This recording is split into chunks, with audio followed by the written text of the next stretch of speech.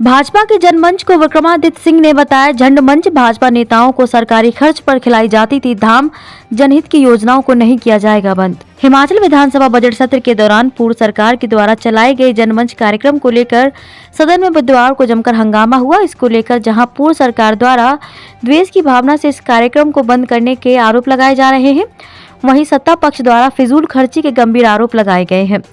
लोक निर्माण विभाग मंत्री विक्रमादित्य सिंह ने कहा कि पूर्व की भाजपा सरकार द्वारा जनमंच कार्यक्रम जो शुरू किया गया था वह असल में झंड मंच है। इस कार्यक्रम में अधिकारियों की झंड करने और विपक्ष को कोसने का काम किया जाता था। कार्यक्रम में भाजपा के नेता और हारे हुए नेताओं को धाम खिलाई जाती थी। फिजूल खर्ची इस कार्यक्रम में की जा रही थी, जिसको देखते हुए सरकार ने इस कार्यक्रम को बंद कर दिया और लोगों की समस्याएं सुनने के लिए सरकार अपने स्तर पर नया कार्यक्रम शुरू करेगी। उन्होंने कहा कि कांग्रेस की सरकार बदले की भावना से कोई भी काम नहीं कर रही है, बल्कि जो जनहित में योजनाएं चल रही हैं, जैसे कि गुड़िया हेल्पलाइन, मुख्यमंत्री स्वावलंबन योजना सहित अन्य योजनाओं को उसी रूप में जारी रखा जाएगा।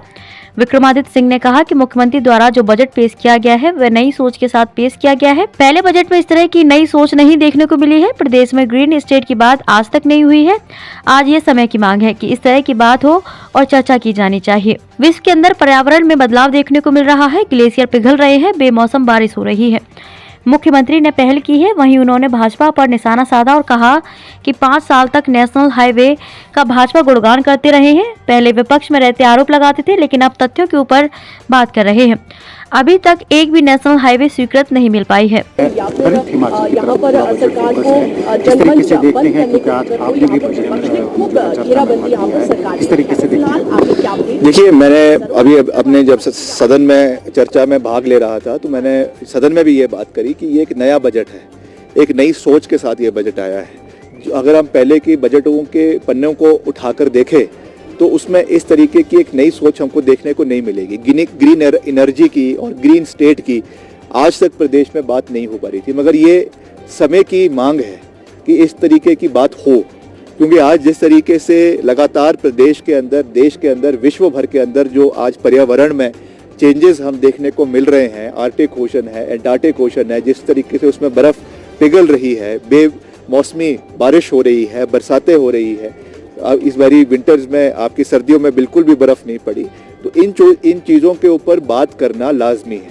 चर्चा करना लाजमी है और उसके लिए एक नई पहल मुख्यमंत्री जी ने ली है। तो मैंने तो विधानसभा के अंदर भी ये कहा, नेता प्रतिपक्ष को भी ये कहा कि आपको सही का समर्थन करने का हौसला होना चाहिए, इरादा होना चाहिए। हमने भी विपक्ष में रहते हुए नेता प्रतिपक्ष उस समय जो मुख्यमंत्री थे उनकी कई चीज़ों पे हमने भी सरकार का समर्थन किया है। आज अगर मुख्यमंत्री जी ने एक नई पहल ली है, आज अगर ई कॉरिडोर बनाने की बात करी है, आज अगर हाइड्रोजन पॉलिसी प्रदेश के अंदर लाने की बात करी है, सोलर एनर्जी को और बढ़ावा देने की बात करी है, तो इस पे सरकार का समर्थन करना चाहिए।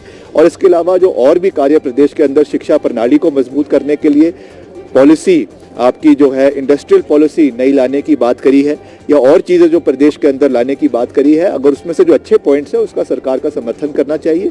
और मैंने तो विधानसभा में ये भी कहा कि जिन सेंट्रल स्पॉन्सर्ड स्कीम्स के लिए हमें केंद्र सरकार से पैसा आता है, मेरा विभाग ही अगर आप फॉर एग्जांपल ले लें, वहाँ पे अगर प्रधानमंत्री ग्राम सड़क योजना है या CRF है या NHAI के माध्यम से जो कार्य चल रहा है, मैंने तो विधानसभा के अंदर नितिन गडकरी जी का उसके लिए धन्यवाद किया कि ठीक है, केंद्र सरकार से पैसा आ रहा है, एग्जीक्यूटिंग एजेंसी हमारी है, मगर पैसा केंद्र सरकार से आ रहा है।